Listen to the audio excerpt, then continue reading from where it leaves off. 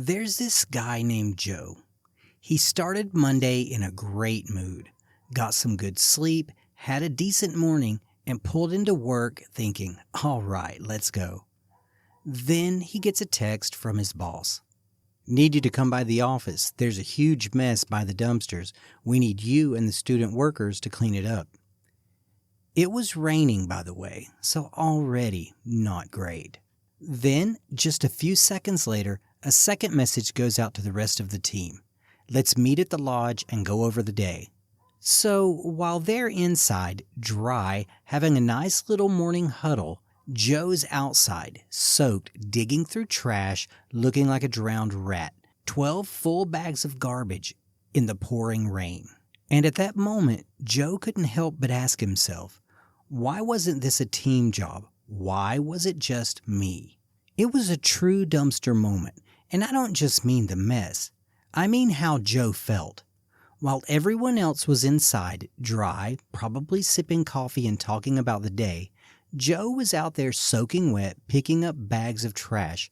And yeah, Joe felt like the garbage he was picking up. Not because he didn't want to help, not because the job was beneath him, but because of what it said without saying it. So Joe started to wonder, why me? Why wasn't this worth the whole team? Why is my time easier to spend than theirs? It's not even about the trash. It's about what it feels like to be the one handed the stuff no one else wants to deal with. And in that moment, it wasn't just rain pouring down. It was a quiet voice inside Joe's head saying, maybe this is how they see you. Now, Joe was pretty upset, not just in the moment, but for a couple of days. It wasn't just about the rain or the trash. It was the feeling that his time didn't matter as much. That while the team was inside planning the day, he was out doing the work nobody wanted to think about. And yeah, maybe it was just a quick call. Maybe it wasn't personal. But that didn't stop it from feeling that way. And when something sits with you for that long, it's probably saying something deeper.